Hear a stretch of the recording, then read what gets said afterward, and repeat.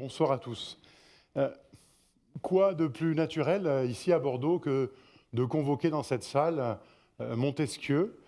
Il y a deux espèces d'hommes, ceux qui pensent et ceux qui amusent.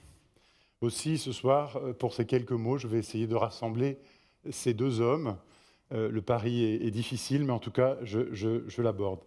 5 octobre 2015, 10 octobre 2018, 3 ans, 4 éditions. Et en 3 ans, beaucoup de choses ont changé. Il y a 3 ans, nous réunissions à Bordeaux autour de nous un écosystème naissant, parfois vindicatif, m'a-t-on dit. Il s'était retrouvé pour la première fois en 2015 dans un même lieu.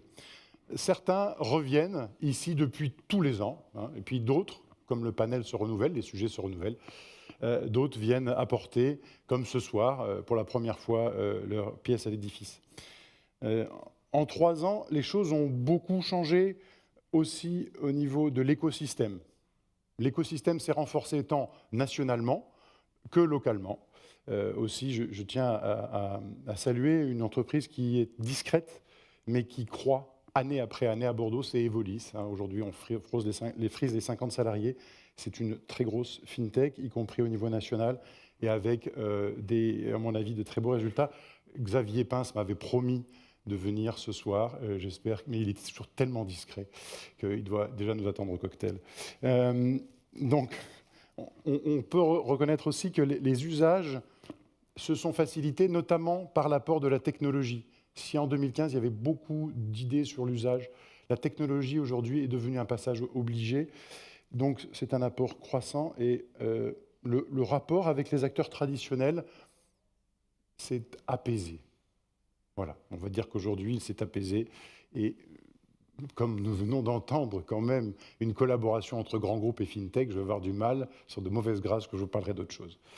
Au niveau des événements, on peut noter quand même qu'il y a un nombre croissant d'événements dans le secteur financier. Ça ne nous facilite pas la tâche, ça nous oblige de mettre chaque année un peu plus d'énergie.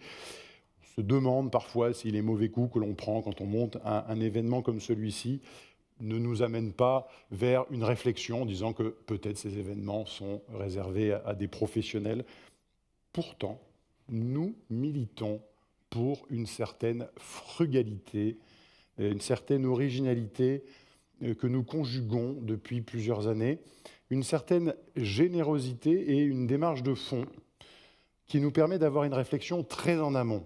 Nous réfléchissons au sujet de Bordeaux FinTech souvent entre octobre et décembre précédant une édition. Du coup, nous sommes en avance de phase. Souvent, parfois, on aborde les sujets 6 mois, 9 mois, 1 an avant les autres. Par contre, nous revendiquons un ton particulier et ceux qui sont arrivés à 13h30 ont pu s'en rendre compte. Nous agissons plus par passion que par intérêt, une vraie passion pour tous les jours. Nous avons cherché lors de ces 4 éditions à mettre en place à mettre en avant les acteurs d'un écosystème sans calcul, mais avec la conviction que la finance avait besoin de fraîcheur et d'innovation, notamment d'innovation de comportement. Remettre l'argent au centre de l'économie. Et on peut noter que Bordeaux est devenu un lieu de rencontre. Il y a des aventures fintech qui sont nées ici à Bordeaux lors de Bordeaux FinTech. Elles ne se sont pas forcément réalisées à Bordeaux, mais en tout cas, elles sont nées ici. Je laisserai d'autres confirmer que dans l'univers des villes FinTech en France, Bordeaux a une place de choix. Alors pourquoi Montaigne Conseil organise un événement FinTech? Donc là, va suivre un plan en 22 points principaux. Par passion du secteur. D'abord, nous sommes des passionnés du secteur et nous pensons que si ce secteur doit être disrupté, il faut qu'il le soit par des PME françaises, voire de Nouvelle-Aquitaine. Ça, c'est une conviction intime. Ensuite, nous sommes dans une démarche de remise en question, ou, selon le mot moderne, disruption permanente depuis 2014, quand on a repris le capital en totalité. Il s'agit pour nous, à minima, d'une veille technologique, à maxima de notre R&D, notre recherche et développement à nous. Troisième raison, c'est pour entreprendre. Nous avons un vrai projet entrepreneurial pour Bordeaux FinTech et dès l'origine, nous avons voulu parler à des entrepreneurs. Cet après-midi, on s'est adressé à des entrepreneurs. Ceux qui sont dans la salle le savent, par des entrepreneurs pour des entrepreneurs.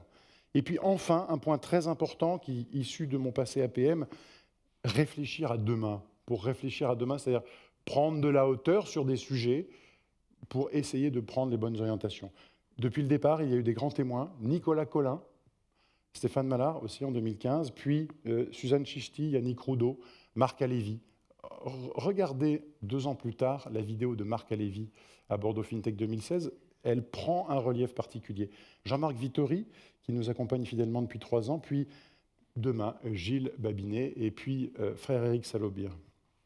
Chacun de ces intervenants a su ou saura permettre de prendre de la hauteur de vue au moment où nous devons tous faire des choix importants. À ce titre, nous avons entendu Stéphane Mallard nous parler de la révolution ultime, la révolution technologique ultime, qui est la fusion homme-machine. La tech arrive à toucher l'essentiel de l'être humain, notamment dans la finance, par exemple, avec l'implantation de puces sous-cutanées pour le paiement. C'est une réalité dans plusieurs pays aujourd'hui. Donc, devant l'importance ou la gravité des enjeux, c'est ce dont nous avons tenu à associer aujourd'hui dans notre réflexion 2 experts mondialement connus, que vous écouterez demain, avec chacun une philosophie ou une spiritualité particulière, mais en tout cas dont le message peut parler à tous. Éden ou meilleur des mondes d'Huxley. Que voulons-nous comme avenir? Ce soir, je vous redis ma joie d'entreprendre, même si nous savons bien que le quotidien d'entrepreneur est un quotidien parfois compliqué, mais le contexte actuel en France n'a jamais été aussi favorable à l'entrepreneuriat, il faut en profiter. Les sensations sont souvent fortes, mais les joies sont souvent pures. Pour conclure, ce sont encore 2 auteurs que je convoque dans cette salle ce soir. Ils ne savaient pas que c'était impossible, alors ils l'ont fait. C'est Mark Twain qui nous dit ça. Oui, nous pouvons être fiers de cette édition 2018. Merci à ceux qui nous ont aidés à bâtir Bordeaux FinTech 2018 et le FinTech Tour. Je vais leur demander avec modestie de se lever et aux autres de les applaudir parce que sans eux, sans toute cette équipe, Christine, tu peux te lever pour montrer l'exemple. Tous ceux du FinTech Tour, vous pouvez vous lever pour montrer l'exemple aussi. Si, allez, un peu de courage et merci de les applaudir, que sans eux, ça, voilà. Ils sont en haut, en bas. Merci de tout cœur, en tout cas, de nous avoir aidés à monter cet événement qui n'est pas terminé. Cette citation, on dit souvent que c'est Churchill. Non, c'est Churchill qui l'a repris souvent. C'est le quotidien d'une vie d'entrepreneur aussi, je vous la confie. Comme la foi, elle permet de renverser les montagnes. En prenant cette base d'action, on peut partir vers de nouvelles aventures, sérieusement de nouvelles aventures. Enfin, pour terminer, parce que nous sommes à Bordeaux, il faut aussi convoquer Montaigne ce soir. Et puis vous savez, les grands auteurs classiques, ça permet des choses qu'on ne peut pas dire si on ne dit pas que ça vient d'un auteur classique, accrochez-vous. Sur le plus beau trône du monde, on n'est jamais assis que sur son cul. Je vous promets, c'est de Montaigne. Donc c'est donc avec beaucoup d'humilité que je vous dis merci d'être resté à m'écouter ce soir. Bonne soirée, bonne chance à vous pour la suite, et puis à demain pour les autres. À vous le cocktail. Merci encore.